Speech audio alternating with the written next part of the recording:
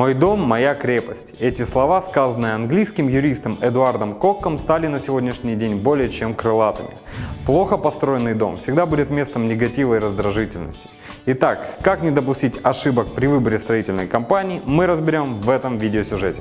Шаг номер 1. Изучите все предложения строительных услуг, будь то печатные СМИ, теле- или радиореклама, социальные сети или другие интернет-площадки. И выберите, а лучше выпишите лишь те, которые занимаются строительством малоэтажных деревянных домов. Шаг номер 2. Изучите сайт компании. Отсутствие сайта или неактуальная информация уже говорит о равнодушии этой компании к своему заказчику. Серьезная компания имеет серьезный сайт, где указана полная информация о их деятельности. То есть указан вид выполнения работ, указаны проекты, ценовая политика, контактные данные, выполненные работы. То есть серьезная компания заботится о своем клиенте и предоставляет полную, четкую информацию о себе. Шаг номер 3. Предварительный звонок. Не пренебрегайте данным пунктом, позвоните в компанию и задавайте уточняющие вопросы. Ведь этот звонок уже сформирует ваше мнение о данной компании. А также обратите внимание на манеры вашего собеседника. Ведь вежливость и дружелюбие – это уже первые признаки качества обслуживания. Шаг номер 4. Встреча в офисе. Запишитесь на бесплатную консультацию в офис компании. Если вам предлагают встретиться в кафе, на улице или на вашем участке, изначально откажитесь. Многие игнорируют данный пункт, а зря. Ведь факты говорят сами за себя.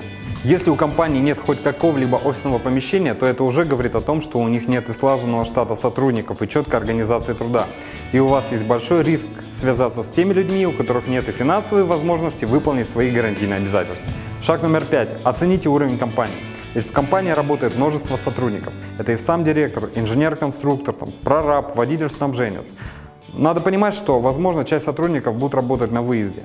Часть сотрудников, такие как юрист или бухгалтер, могут работать по удаленке. Но тем не менее, если при каждой вашей встрече в офисе компании вы видите только одно и то же лицо, и это директор, то, скорее всего, компания не располагает штатом сотрудников, а работы будут выполняться субподрядной компанией, а качество работ может желать лучшего.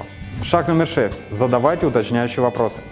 Спросите, сколько лет компания на рынке и какое количество объектов за этот период она построила. Если компания на рынке менее 3 лет, то, скорее всего, она набирает еще опыт. Поэтому советуем воздержаться от сотрудничества с этой компанией. Если небольшая компания берется за широкий спектр работ, и промышленное отопление, и строительство домов, то также советуем воздержаться от сотрудничества с ней, так как каждая сфера строительства требует уникальных знаний. И, возможно, эта компания берется за любую работу, не зная броду, а это уже не порадует качеством. Шаг номер 7. В беседе обратите внимание на технические знания специалиста. Ведь на каждый ваш общий вопрос вы должны получать четкий, аргументированный технический ответ. Шаг номер 8. Изучите портфолио компании. Посмотрите выполненные объекты. Если объекты выполнены в полном цикле, это уже говорит о том, что компанию не выгнали после этапа работ.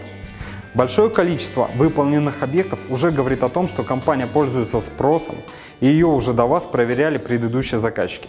И самый важный этап – это выехать на уже построенный объект, воочию убедиться в качестве выполнения работ, лично пообщаться с заказчиками, которые уже испытали весь процесс строительства на себе и могут дать компетентное мнение.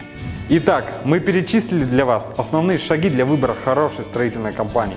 С вами был Александр. Удачного вам домостроения! Центр домостроения. Строительство недорогих деревянных домов. Проект дома в подарок. Телефон 48 47 48. Центр домостроения. Гарантия в каждом метре.